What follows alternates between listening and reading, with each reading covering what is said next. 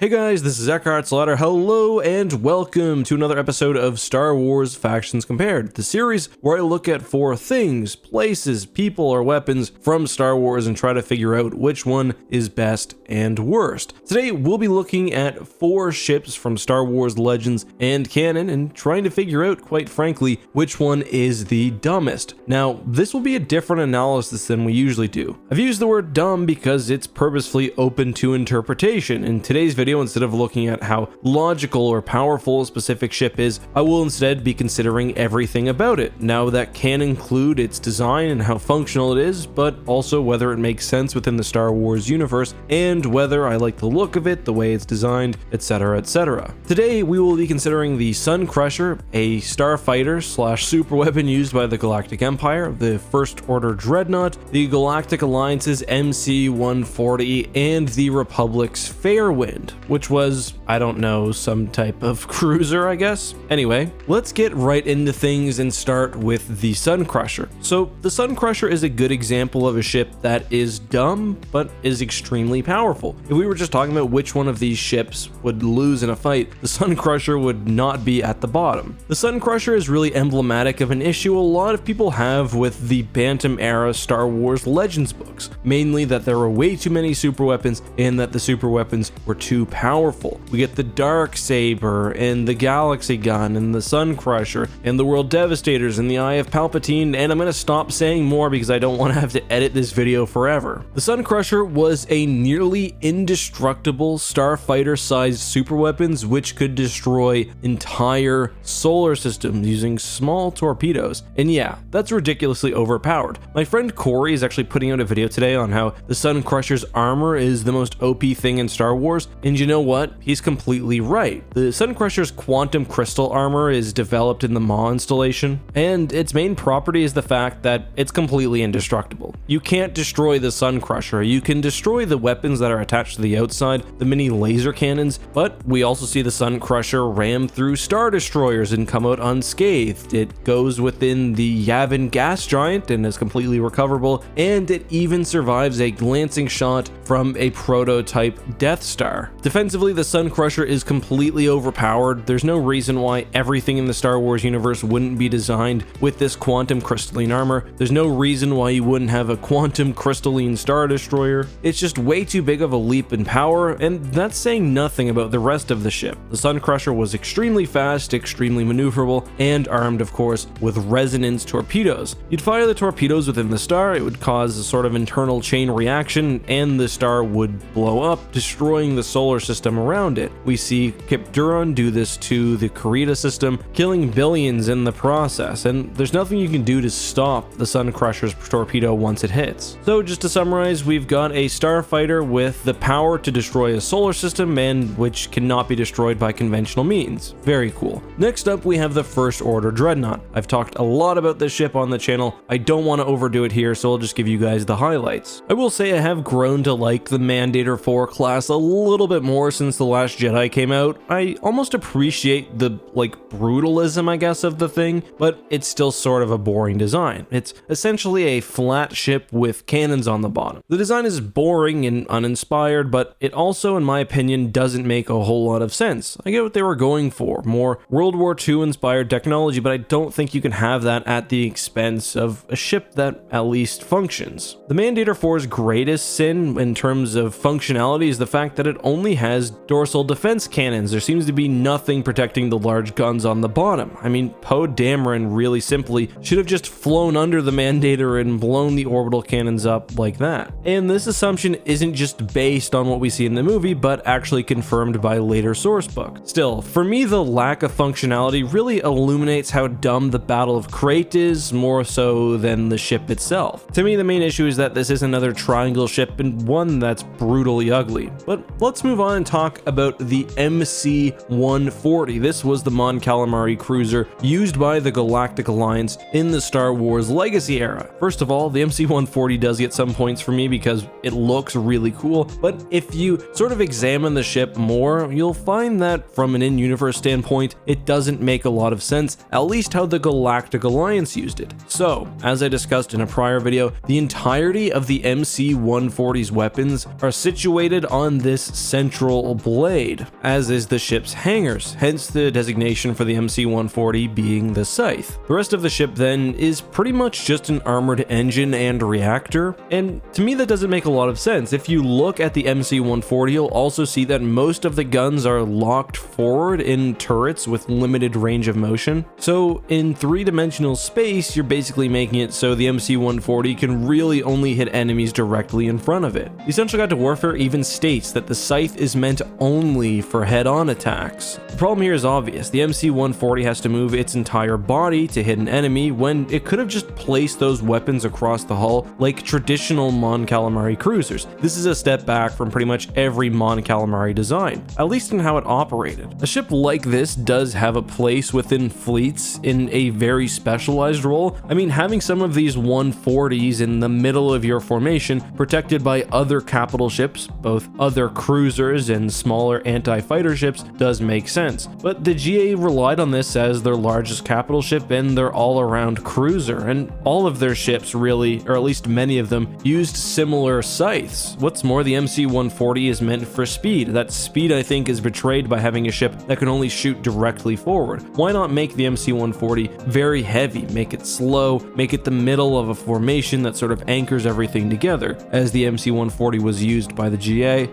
I don't know. Finally, we go to the Republic/Jedi and the Fairwind. I hate this ship because I think it is just so stupid. The Fairwind is essentially the space version of a sea ship, and that's it. It's gaudy, it doesn't fit within the rest of how Star Wars looks, and I just think it takes away from the seriousness of, say, the Battle of Ruusan. The Jedi are retreating from Ruusan after wiping out the Sith with their Spirit Bomb. Sorry, wrong franchise. Their Thought Bomb, and they retreat to a giant wooden starship. And yeah, the ship is made out of wood, which I always hate. I'm also not a huge fan of the Darth Bane trilogy, which some of you know and consider sacrilege, but at least that series doesn't refer to the Fairwind, which again was the flagship of Jedi Master Farfalla and one of the most important ships in the Jedi fleet, as essentially a glorified sea vessel. And you know what? The Fairwind is not the only example of this happening. The final issue of Star Wars, the original Marvel run, also gave us the similarly named Merryweather, which was the flagship of the Toph fleet. And again, it's a pirate ship in space, and I absolutely hate it. I can't say much more about the design of these ships, at least functionally. Just the look of them is so goddamn stupid. With that being said, it is rating time, and at number 4, the dumbest ship